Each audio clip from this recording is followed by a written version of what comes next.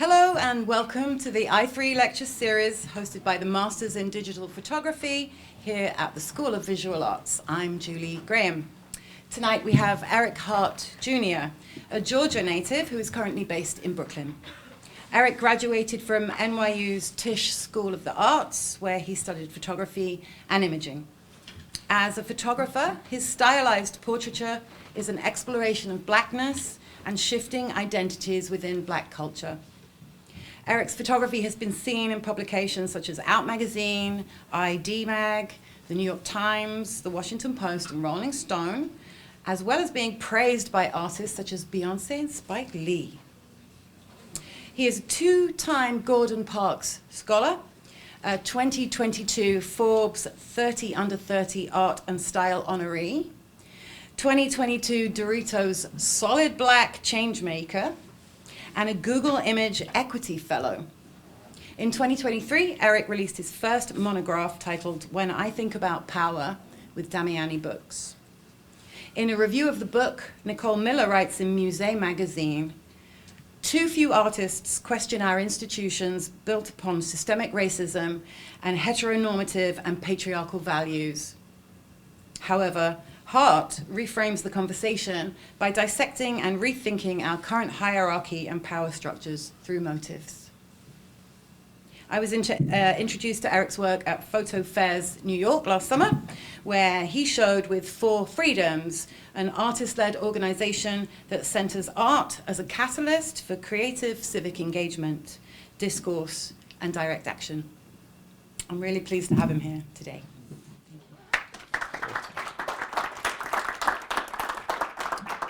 Thank you for that wonderful introduction. Thank you, SVA, for having me. Julie, thank you for having me.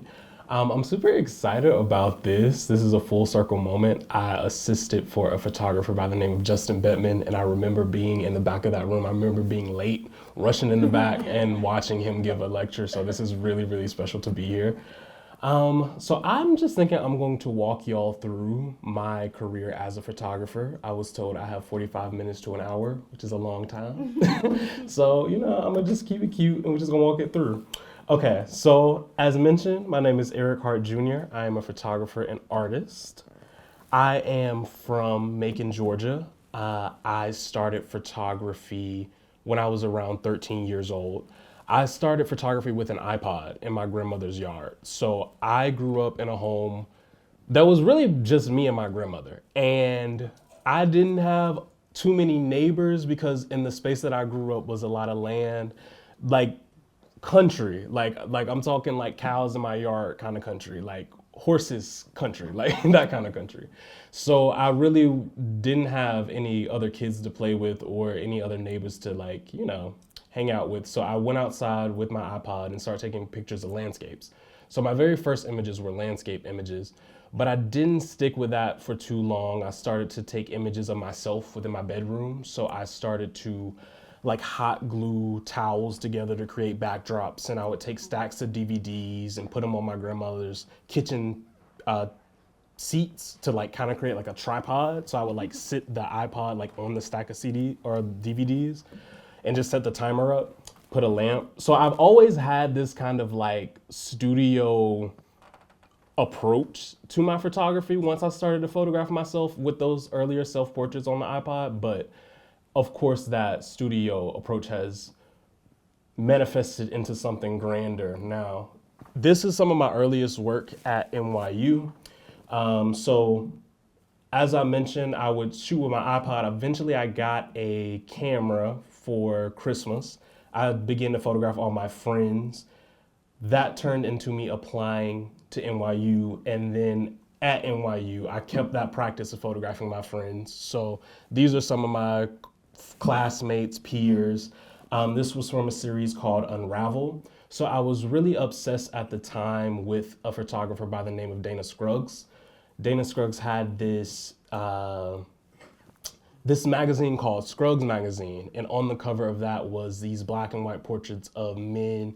They were shirtless, but they looked very, very strong, very, very powerful, but kind of like fragile at the same time. And I found myself mimicking that imagery a lot when I was in college. So the entire Unravel series was somehow mimicking that series and wanting to like create images that looked like that.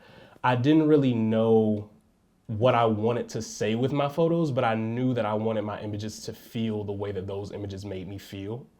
And of course, with further teaching, further learning, I begin to nurture the voice and like the meaning behind my images. But this is one of the first images that really started to garner some kind of voice within my work. So that's why I decided to start here.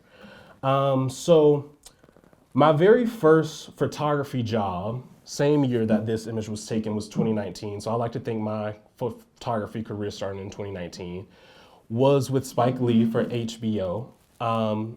My department head at NYU, Dr. Deborah Willis, saw my drive as a photographer, and it just so happened that Spike Lee hit her up and was like, hey, I'm looking for a photographer for this documentary that I'm working on. It's called Epicenters. I don't know if any of you have seen that on Max, but he wanted to recreate a 9/11 trip that he took during 9/11. So during 9/11, he was in California, and of course, all the flights were down, so he had to get back to New York to his family. So he had to take Amtrak from California to Chicago, Chicago to New York. So he wanted to recreate that trip, and he wanted a photographer to go along with him. So he asked Dr. Deborah Willis, who is a photographer that you recommend for that journey? And she recommended me. So I got to document that experience. We took that exact same trip.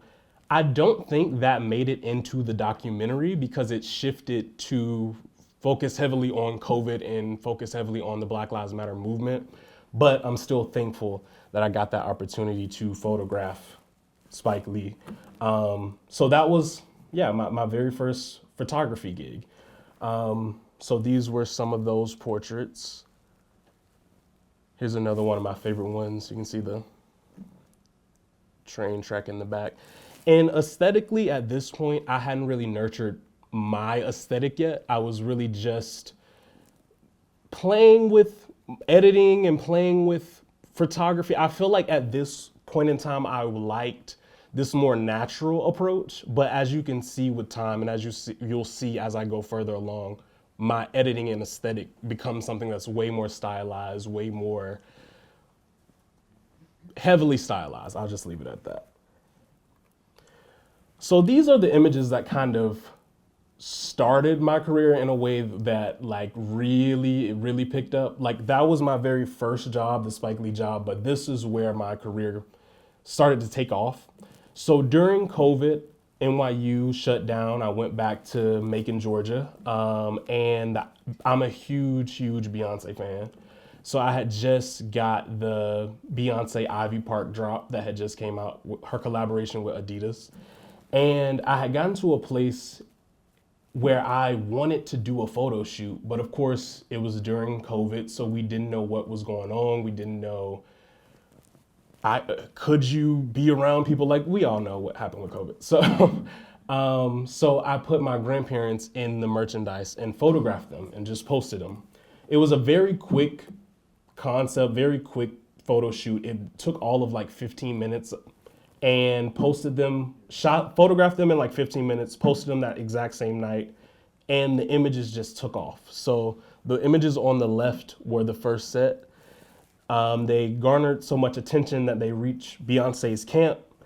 Somehow she saw them, and then she ended up sending us a box and writing me and my grandparents a letter. So the images on the right are my grandparents in the actual garments that Beyonce sent to them specifically. And I think that cosign really is what had my career take off. And from that point forward, I got a lot of editorial and commercial work. So moving forward, you'll see a lot of my commission work. So that's kind of the first 2 years of my career, what was heavily the focus. So these are two of my very first editorial jobs. The first one is Chiase for V Magazine, and the second one is Flo Milli for Rolling Stones. At this point in time, I'm still trying to develop my aesthetic, and I was very much inspired by David LaChapelle. I'm like, ooh, I want to be the Black David LaChapelle. Like, I feel like that would be really, really dope. Very colorful, very vibrant. And I really wasn't thinking too much about my own voice as a photographer. I was really purely thinking about aesthetics. So I think both of these were shot with just a bounce. I didn't even have strobes at the time. I just had a reflector, shot outside on sunny days. Funny thing about the Flo Milli shoot, it was shot in Atlanta and I was staying with my grandma in Macon, so I couldn't really go location scouting. So I was trying to use Google Earth to location scout, which was not a good idea. And then day of the shoot, we get to the location. The location that I had picked out was locked. So this location was across the street from where we were actually supposed to shoot, but it literally turned out so beautiful, and I'm like so thankful for that. But you know, like that's one of the fun things about shooting outside. You have to be quick, think on your feet, but I don't really typically shoot outside anymore. But yeah, these are two of those very first editorial jobs. Once again, was wanting to lean into that more colorful, more playful, more vibrant aesthetic. So this is Teddy Swims for Rolling Stones, an artist for Gay Letter magazine. But this is the editorial job that I got that really shifted something for me. So this never came out the way it was supposed to come out, but ID Magazine was going to do this collaboration with Chanel, and it was going to be in print, but it just never happened. But they commissioned different artists to create work for that issue. Me not really being too deep into fashion, I saved all these Dior ads. So that's literally like a Dior silhouette, which I learned later on. But I wanted to recreate all these vintage, what I thought was Chanel ads, and put that kind of aesthetic on Black men, because I thought that would be like a nice take and a nice reimagining of what I thought was Chanel, but it's Dior. And I just loved how those images turned out so much. And it really shifted how I thought about my own personal work. So for me, this was one of the very first shoots that I had where I felt like, okay, not only are you getting like a really nice aesthetic, but you're also saying something. You're also blending this kind of masculinity with this femininity, and you're also, I could just see myself in the image. I could see my own interests, my own voice, my own vision taking place within this image. So moving forward, I really started to lean in further into my black and whites, further into femininity, further into kind of blurring those lines of what masculinity is. And also just having fun with my aesthetics, like playing with collage, playing with dress, playing with more feminine items of dress. These are more images from that ID shoot.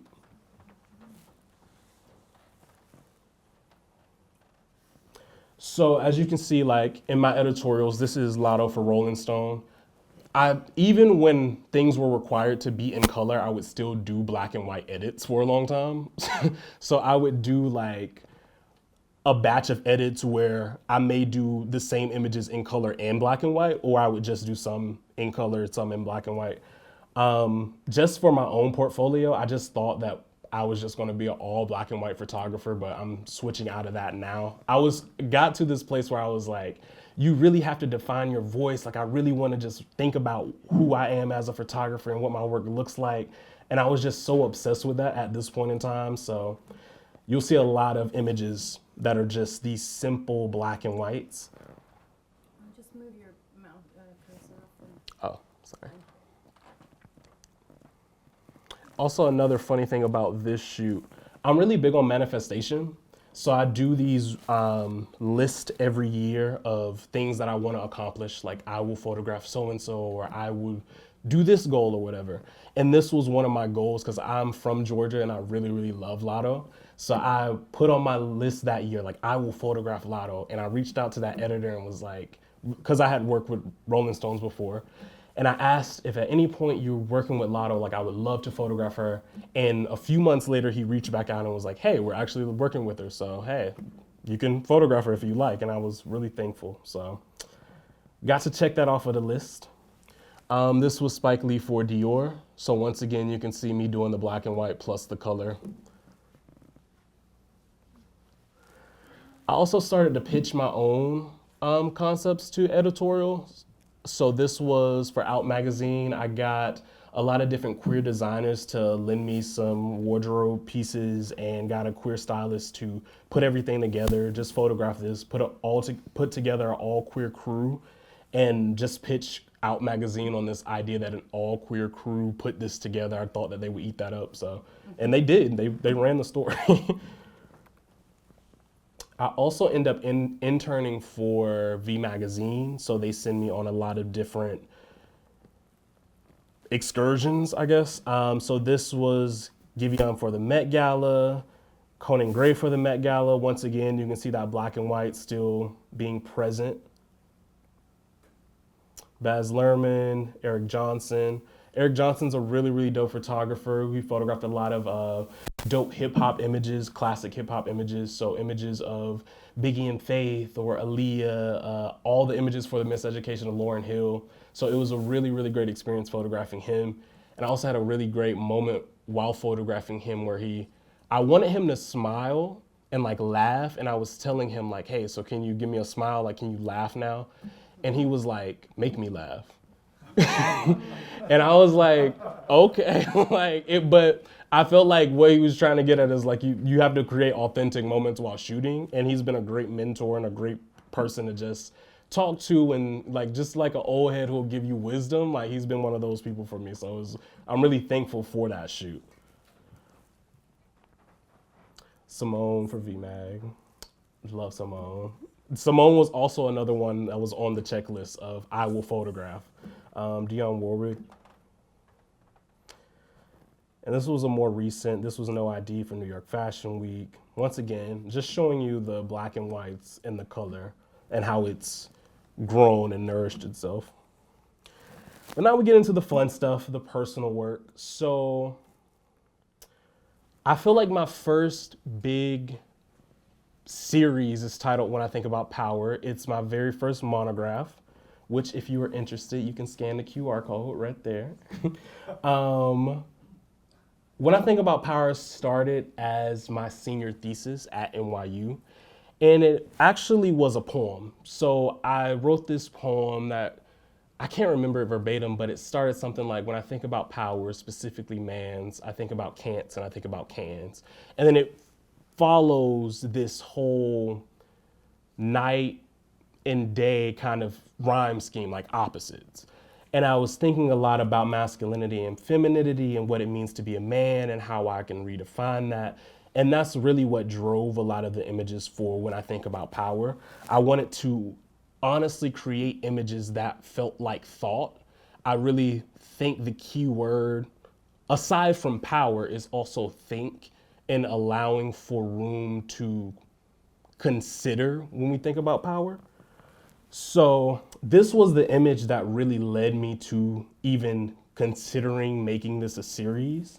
This was the first image that I had that felt like, okay, this is something larger. You have more to say. You have something to do here. I don't know what it is. You have some questions to ask, some things to write. Like, there's something here. I still like, this is still one of my favorite images because it's so complex but so simple. I feel like it's a take on the thinking man. I feel like I see myself, I see my vision, I see my voice. Typically I have my nails done, but I'm budgeting. I feel like it's a representation of myself, but it's also a representation of my struggles. Like, it's pride and conflict both coexisting at one time. I feel like at NYU, I did a lot of research on the acrylic nail and the history of acrylic nails, and I found out how much power is within this object and this accessory. So in ancient Egypt, women would wear these nail extensions, this specific shape, in order to show a sign of status, like they didn't have to do work. In ancient parts of Africa, they would wear these nails as a sign of status because they were made of gold and ivory. So it was kind of like, I'm wealthy, like it was a sign of status. And I'm just like, it's just so beautiful to think about how we can take this one thing and shift it. And I feel like for me, like my friends know, people who are close to me know, like I'm really obsessed with getting my nails done. And it was always this thing for me because my grandma hated it. Like my grandma hates for me to get my nails done. She's not a fan at all. So I just really enjoy this image because I feel like it opens up that dialogue of strength and conflict. Conflict, strength, pain, like all of it. It's all in this image, I think. I don't know. Once again, I continued that motif of the nails. I felt like once I had that one image, I was like, you gotta see how far this can go.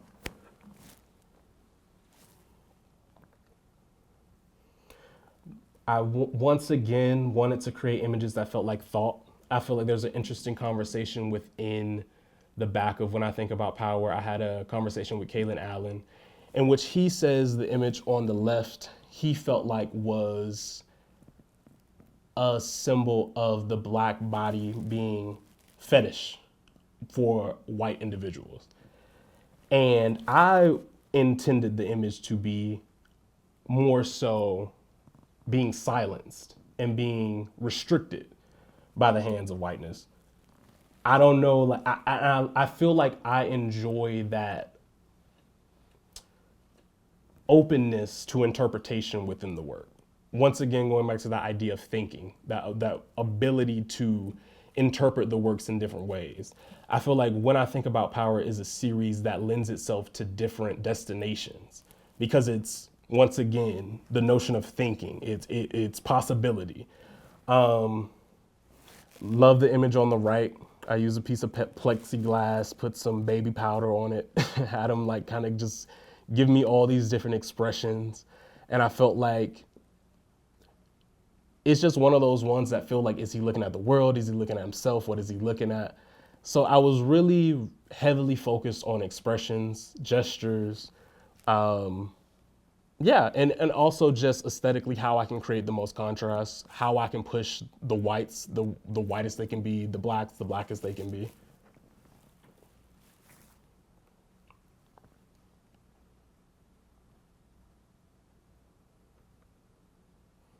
This was the earliest image within When I Think About Power. This wasn't taken for the series, but it was just kind of like a one-off photo shoot. And I just felt like once I started to see the series unfold, I'm like, this fits in this series somewhere. So basically the book is broken into these different sections by different themes. So the opening section is the theme of conflict. And I felt like this image was perfect for that section. This was actually taken in Macon, Georgia. So this was shot in my grandmother's yard at night. These are my high school friends. That's my dad's car. I don't know if you can see, but he's holding a shotgun. That's my grandma's. But yeah, I feel like it feels like they're getting ready for war somehow. They're ready for whatever is coming their way, which I felt like definitely lends itself to what traditional ideas and concepts of what a man is. And I felt like having those types of images next to these more queer, more feminine, more softer images was important in order to have those conversations of the two meeting, because I feel like I had seen a lot of images where it was completely, I'm trying to say this in the most like less problematic way. I don't know if y'all were following like the new masculinity movement, like where there was just a period of time within photography where there was plenty of people photographing like black men in beds of flowers or colorful do-rags. I felt like I had just seen a lot of imagery where it was completely the fragility, it was completely the softness, it was completely the innocence, and that's beautiful, and I love that. And I felt like we had just run that course. Like we had seen that. Like I wanted to have a new conversation and push the envelope in a new way. So I wanted to impose some of these softer dynamics on top of these harsher dynamics, if that makes sense.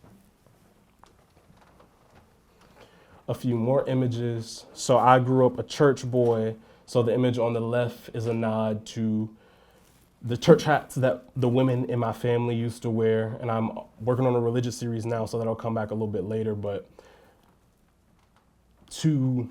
one of the sections actually is specifically related to religion. So I think religion and the notions of power that come with religion are a whole conversation in itself. So that was something that was very, very important for me to include. Also, there's a section on heritage. So I start the artist statement within when I think about power with every day of my life I've been called my father because my name is Eric Hart Jr. So I am a junior. So I feel like the notion of looking like your father, walking like your father, talking like your father, like what does that do to you psychologically? I think a lot about that. Like what does it mean to be a reflection of your father, but also be something that your father is not a fan of specifically? That's something that really also informed this body of work.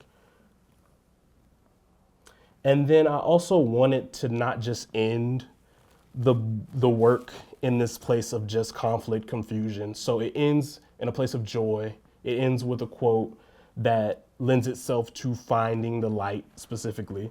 So there were images that just lend themselves to that joy, to that celebration that comes with finding your power. And this is the final shot in the book. It's one of my favorites because I think it definitely, when I say the meshing of the harsher stereotypes of masculinity with the new fragile, softer images, I feel like this is one that does it really well. Because I feel like maybe we've all seen some images of men smoking their cigars in celebration, or I don't know, it just gives me one of those images where men are just drinking beer or playing chess, or not chess, what is it? Poker or something like that. But this is like, he's celebrating, but he has his nails on, you know? Like, I feel like that's kind of like that expansion of the conversation, which I thought was a great way to end, especially when the images with the nails on the neck was the opening shot. So yeah, that's a little peek into when I think about power. So when I think about power led into a series titled Mr. Mr. So I submitted when I think about power for a Google fellowship, which I got. And for that fellowship, we had to create a new series. So for that series, for that fellowship, I created Mr. Mr., which plays into the absurdity of performance. I feel like these two series kind of work together, but I think Mr. Mr. is a little bit more performative. It's a little bit more critical in thought, if that makes sense. Like, I think when I think about power is a little bit more personal, whereas Mr. Mr. is a little bit more of like an essay, of like more objective.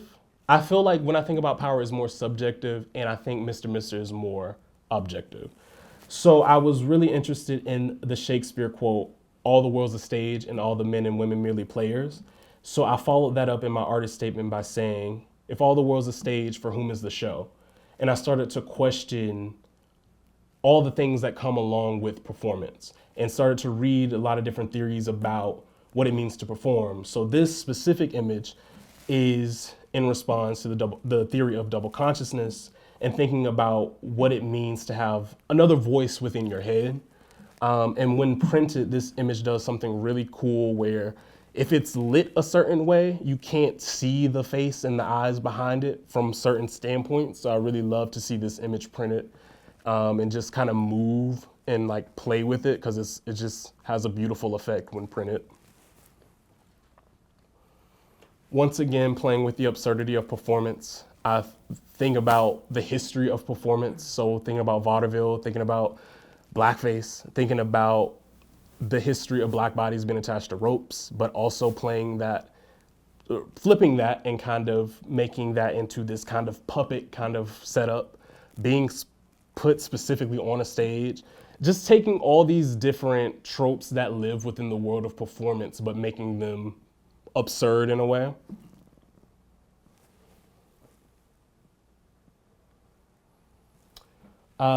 This was the one on the left is a take on the comedy mask. I think we've all probably seen those masks where one's like smiling really big and one's like frowning. And then the image on the right is a take on the phrase, "It's not over till the fat lady sings." So just kind of like, once again, thinking about performance, I'm really, really intrigued by performance and the notion that we're all performers. And I feel like that's something that's crept into my work even still. I don't know what to do with that, but that's just one of those things that I'm constantly thinking about as an artist. And then once I got out of that fellowship, I feel like I was kind of stuck in this when I think about power aesthetic. So I feel like I have a whole bunch of random images that just remind me of when I think about power. Some that I really love, but I also just struggled to get out of that aesthetic. So these are just this is some of the aftermath of when I think about power. This is titled "Nobody's Supposed to Be Here" because I was literally listening to that song and cleaning up, thinking about I was cleaning up, singing just in my apartment, and I was like, oh, this feels so good. Like I was really thinking about those words, like nobody's supposed to be here, like creating images of places nobody's supposed to be, like utopia, something like, I don't know where I was going, but I felt like this was some kind of utopic, uniformed world that it just didn't expand. It was a failed idea, but I like this image. Same thing with the image on the right. I was like, maybe I'll lean deeper into shadows and like create a series that was rooted in playing in the dark, playing within shadows, the notion of play, but having it done within the deepest of shadows because shadows are naturally scary or like tend to be known as scary, but also failed idea as a series. But I liked that image. This was an untitled Vaseline series. I don't know. I just was drawn to this Vaseline bottle that I saw on eBay. So I was like, why not photograph it, put bodies around it? Yeah, I thought it was cool. And this was like, I feel like the last of like the when I think about power babies, I guess. So I feel like this is a great image, but I can see the emergence of all these different ideas. And I wanted to lean more so into a religious space with my work, which I'm actually doing. You'll see some of that work a little bit later. But I don't know. I feel like the ideas weren't fully fleshed out. However, I still think this is a beautiful shot. So it was based on The Last Supper. And I wanted to create an image that felt like a painting. So I started to use paintings as references for mood boards opposed to actual photographs. But I still felt like this felt too much like when I think about power, but it was also just one of the ones that I liked. Yeah. So to get out of that space of like shooting these deep black and whites and purely skin, I just kind of removed myself from that mode of working. So I started to work on a collage series titled The Deconstruction of a Cloud. So the deconstruction of a cloud is broken into two separate parts. Part one is construction, part two is deconstruction. I just wanted to do something fun. I just kind of wanted to, I recently started a fellowship in New Haven, Connecticut. It's called Next Haven. And that's where that serving supper image was taken, the Last Supper one. And I was trying so hard to create something, but it just wasn't working. So I was like, let me just relax and just do something random. And that's how the deconstruction of a cloud came about. But there's two separate parts. It's basically rooted, it starts with this one particular poem. And it starts with the phrase, what does it say? I'm not God, yet I deconstruct clouds daily. So is rooted in this idea that as children, we have blue skies, like our minds are blue skies, and the world places all these clouds in our mind. And then somehow as we get older, it's our job to like deconstruct these clouds. So part one is construction. It's me addressing all the things that I feel like my family, religion, friends, society, maybe even myself have placed in my mind. And then part two is me doing the deconstruction. And it's a lot more positive. It's a lot more, it's a lot more positive. It's me doing the work to kind of like take away those clouds per se. And these are a few of the collages from that. They all have really fun titles. I rhyme a lot. Like I really just wanted to have fun and just be carefree. I feel like part of the reason I really, really love shooting in studio, editing with black and white, I felt like in that mode of creation, I had so much control. But I think part of the reason I didn't like my work post, when I think about power, post Mr. I had done it so much that I started to lose control of how to do it, if that makes sense. Like I feel like once you do something for so long, you know how to do it and it feels like you're not in control of it anymore. It's like, this is how you do it. So I feel like collage has given me a bit of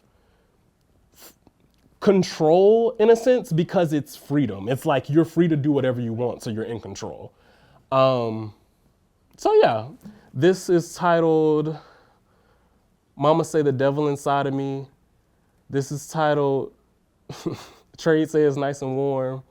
This is titled, I'm blanking on the title of that one. But yeah, they're just really fun. They're just really free. This is my favorite one right now. I'll read this one just because we still have time. So this is titled Daddy Watched Martin about as much as Grandma watched the news. Daddy watched Martin about as much as Grandma watched the news. As they raised me, I watched their reactions, about like the insecure watch the views, about like my brother watch his shoes, making sure they don't crease, about as much as black families like to watch the obese, and here the welcome is again. Boy, you sure done gained some weight. I think to myself, who the fuck taught me to prepare a plate? The fellas say stop all that soft shit, and I listen for my own sake, yet tongue whispers still pierce my skin. Now you know that boy ain't straight. Crooked programming is all this mind knows. I watch this world like a television set, and conforming is the star of every one of the shows. Every character telling me the lows of all that I do, telling me the world will never greenlight you. Audiences won't get it, and the critics forbid it. So fuck your spirit, I don't want to hear it. After so long, I remind myself the power of a remote. So this is kind of like the energy of deconstruction of a cloud. Every collage has a poem with it, and it's just kind of me playing, like rhyming, having fun. And this is my father, that's my grandmother, and that's my aunt. Those are the people who raised me. And these are a few from, so I don't think I mentioned this. This is from part one, construction. This is deconstruction. So there's that. So after working on that for a minute, I picked my camera back up and something funny happened. I started to like almost collage with color, like as I started to shoot. So I watch a lot of Drag Race. I'm a huge fan of Drag Race. And if you watch, you know that they do these challenges where they make wardrobe or they make garments out of random items. So I was like, if I'm ever on Drag Race, I'm gonna do a garment made out of Crown Royal bags because they look nice. They would be so chic. So I was like, why wait? Let me learn how to sew. Let me try to figure out how to do some type of something with Crown Royal bags. So I got on eBay, ordered a whole bunch of Crown Royal bags, and just did a random photo shoot with them. But as I was editing them, once again, I tried to go back to black and white, but I was like, you literally can't put that yellow background in black and white. Like it was just too, or the purple bags, but there were certain elements of the black and white that I really loved. So I was just like, what happens if I like allow the two to mesh and let's sit together? And it just like really opened up this new world for me. So this is some of my newest work and I really love to just see the two together. So So this was kind of like a random test shoot. I sewed all the Crown Royal bags together, but they were trying, it was kind of like mimicking, what is it, a jester. But yeah. So I kind of leaned into that, did a few more test shoots where I'm playing with the color and black and white edits together. So this is another test shoot. Once again, going back to this idea of performance, I don't think I ever leave that. That's something about performance really strikes me. So yeah, once again, playing with the colors alongside the black and white and also seeing how that creates more contrast. I think the thing about this, which I didn't plan for, is because they were wearing these like tights and like these things, their bodies are divided in so many different ways that it's easy to like create different parts, if that makes sense. Like, because their bodies are divided in so many different areas, it's easy to create different, how do I explain this? Yeah, like that. So it's like, now I'm actually trying to deliberately divide the body, basically. And then this is another series that I'm currently working on. Once again, wanting to go back to religion, but keeping with the color and the black and white.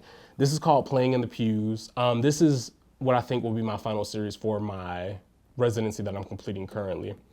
So, as I mentioned, I grew up deep in church, and I've always been taught that you have to be a God-fearing man. And I think a lot about what that language means. What does it mean to fear God? Why must I fear God? And I feel like church and religion is something I grew up where it's taught, specifically within Black families, like, you do not play with religion, you do not play with God. And I feel like I just wanted to create something that was fun as it pertains to religion. So currently I'm just having fun with both religious spaces and religious figures. I'm thinking a lot about the notion of revision and what it means to revise a church space. So if you look on the fans, I've written like, insert portrait of Black Jesus, insert portrait of Adam and Steve Nim on the fans. What it means to revise the narrative of certain stories. So these are images of the crucifixion and of like not the crucifixion, but the crown of thorns in like a playful way. Or like the Adam and Eve story in like a more playful way. Just revising the stories in ways that are fun, playful. Yeah, I don't know what this series is, but I like it and I'm gonna keep going with it. Yeah. And that's all. Thank you so much.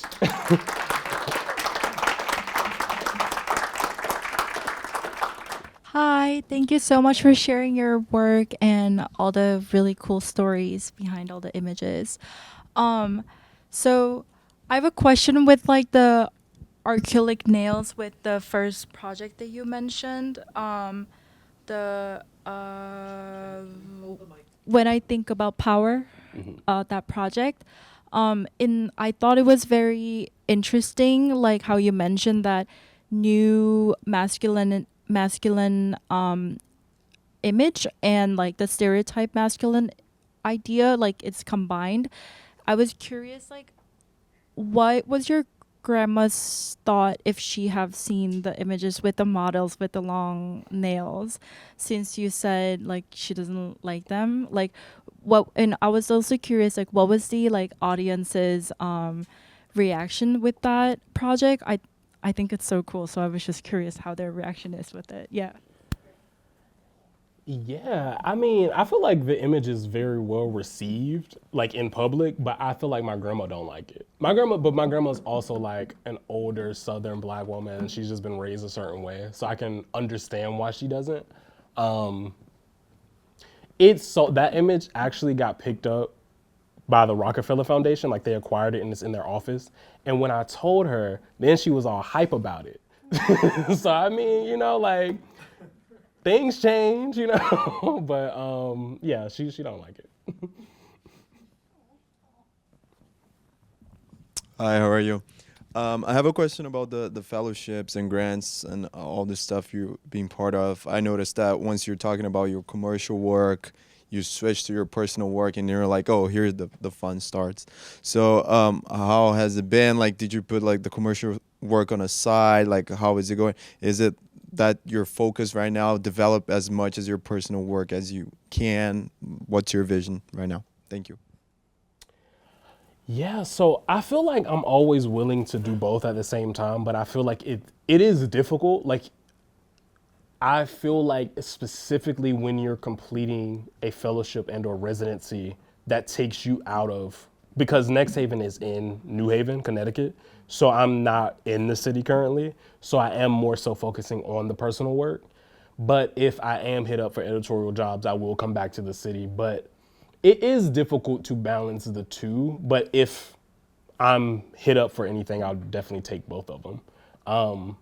I feel like when you're just in the editorial gig economy, like you have to just continue to reach out. It's a job in itself to send the emails, keep the connections, have the coffees and all that. And I'm just not in that space right now. So I feel like it's lacking, but I'm still in it, if that makes sense.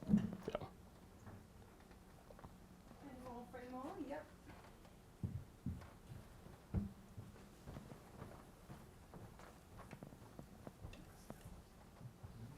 Hey, how you doing? I really enjoyed your work. Is this thing on? No. Sorry. Just sort of to piggyback off the last question, and you kind of answered it, your commercial versus personal work balance. I guess I mean, is there one that you favor? I guess it would be the personal work. For sure. I mean, yeah, I feel like I'm more fulfilled by my personal work because there's so much more that I'm saying and there's so much more. It's like if no one saw my personal work, I would still feel like special about it, you know? Whereas I think the ooh-ah about commercial work is, oh, you shot so-and-so, or it's the celebrity of it all, which is kind of like for an audience. So it is more so personal work, definitely. Yeah, for sure. Just one really fast thing. I don't know if you, a lot of the black and white stuff, especially the darker black and white stuff, very sculpted, sort of reminded me of, in a certain way, of Robert Mapplethorpe's. So, and I was just wondering if you thought that was an accurate sort of line to draw. I mean, for sure. I feel like it's definitely aesthetically in alignment. I feel like critically not so much, because I feel like Robert definitely has a level of desire within his work, and I think desire doesn't necessarily live within my work. I feel like my work is more so in terms of when it comes to body, when it comes to skin, I think that's more so rooted in the notion of freedom. But I definitely feel like aesthetically the black and whites, the sculpted bodies, yeah, for sure. I can definitely see that.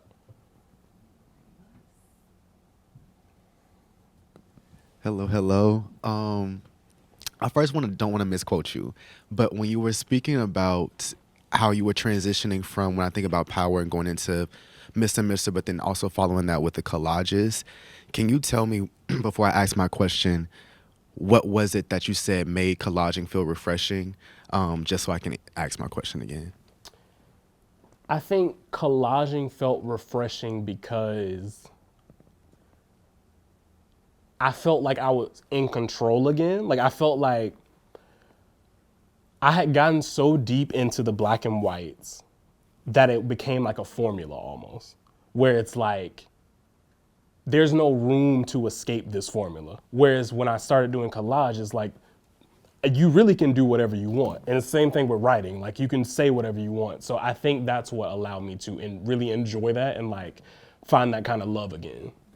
Got you. And that leads to my question of even seeing your current work right now and how you separate the colors within the limbs on the body and stuff. It very much gives me like collage work, but with the photography.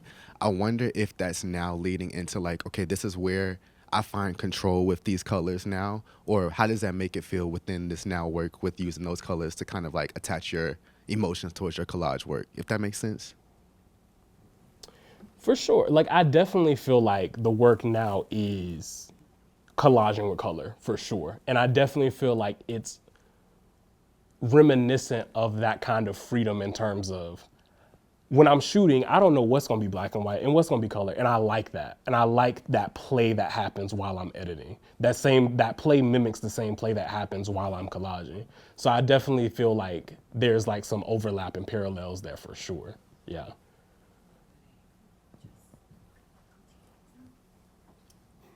Hi, thank you. Do you see yourself experimenting with any other art forms? For sure. So actually currently the Mr. series, I'm turning it into a stage play. So I've been writing nonstop for that. So I love theater, I love stage, love performance. So yeah, I feel like that's definitely what's next. But I feel like artistically, like I'm the type of person that would try anything for real. So yeah. So this was a really great talk back, and I feel like I really enjoyed seeing you like talk about how you started in 2019 and where you are as an artist now in 2024. And I know you're here to talk about your photography, but I love how you mentioned like even in like the genesis of when I think about power, it started with the poem. When you had like your collage, it was with the poem with it. So I would just love for you to speak more about how your writing has impacted your photography and how your photography impacts your writing. For sure. Yeah, I feel like they go hand in hand, definitely. Like any series that stuck started with writing. So the Mr. there was almost like a short essay that was a little bit more critical. When I think about Power had a poem. The Deconstruction of a Cloud, all of them have poems. Playing in Pews has all these little random sayings and stuff. Like I really love writing, and I had this moment where I just realized all the people I look up to are also writers. So I'm like, you really have to nurture that talent, that skill. Like I'm like, okay, I want to be a writer because I think there's something there.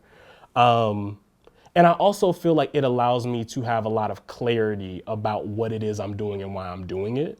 And specifically with Mr. That was one of the first times I'm like, no, you like, I think when I think about Power was so personal, felt like the writing for that felt very like diary entries. But Mr. was like, you're doing these specific things for a very specific reason. And I think there's something very beautiful about that. And to be able to verbalize that through writing is also a very magical part of the practice. So I think they definitely go hand in hand for sure.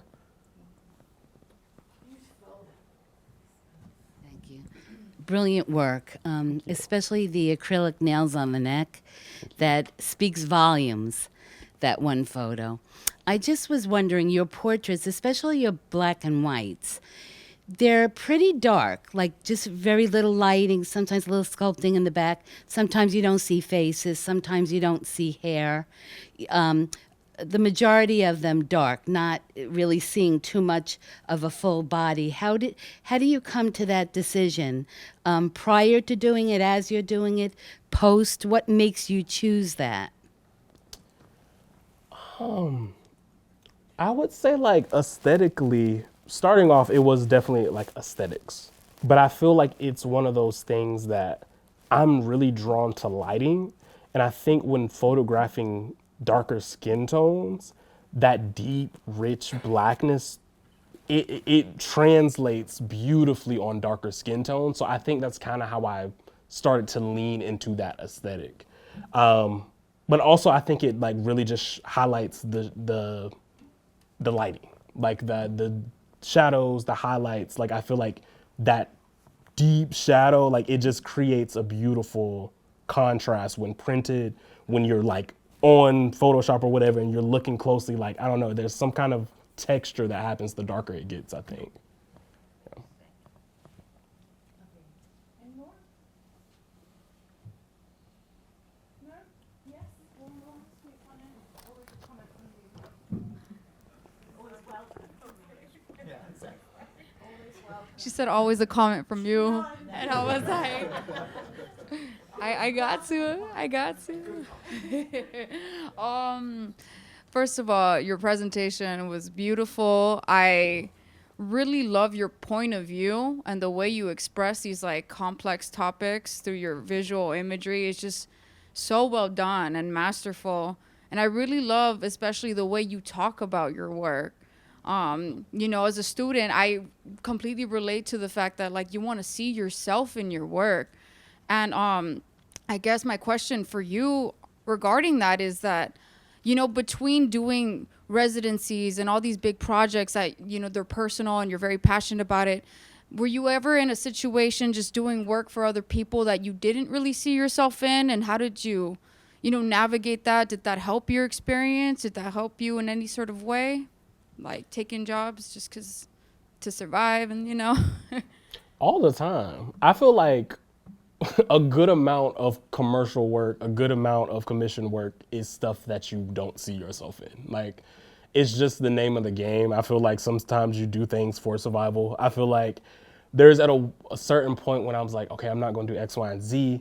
But then like I got out of college and had to start paying rent for real. And I was like, no, you got to do X, Y, and Z. Like, you got to do what you got to do to survive. So yeah, I feel like as long as I'm able to continue doing work that fulfills me, I'll do whatever I need to do to make that happen. You know what I mean? Like, so I'm cool with using my skill in order to do what I love. So I feel like it doesn't take away from my craft in any way by doing the things I have to do to survive.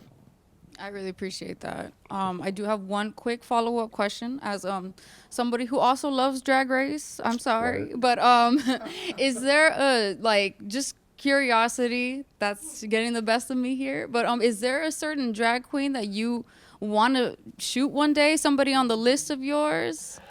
Okay. So Simone is my favorite. So that was the check. I want to photograph RuPaul. I want to photograph Candy, and I really want to photograph Lux. Thank you so much. Thank you. Oh my gosh, I really love Katya. She's one of like she's a throwback queen that I really love.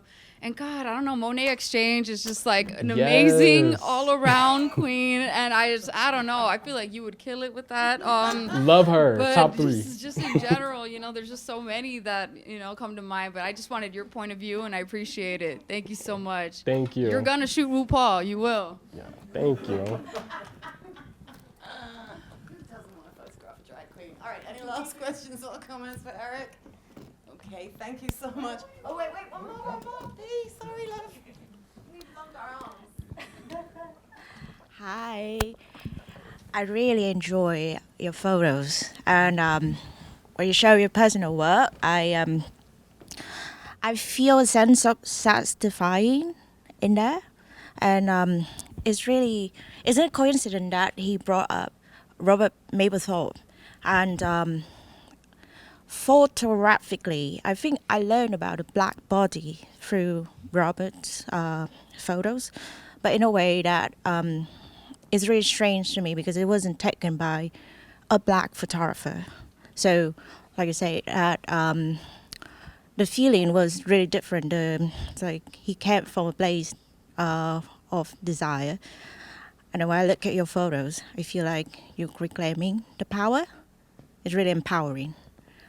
And I have a question for you. Like you say, you really like stage and performing, always inspired by that.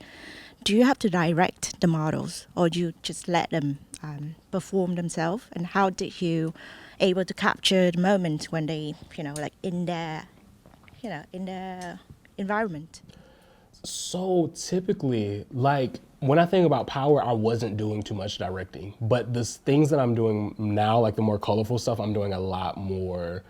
Try this, try that, give me more of that. Even on the mood boards, I'm specifically creating pages that have expressions on them or like body movements on them, like which I have never done before. So I think that's definitely growing as I'm leaning further into performance as a topic within my work. That's right. Thank you very much. Thank you. Okay, don't want to miss anyone. Last call, last orders. All right, thank you, darling. Thank you so much. Thank you.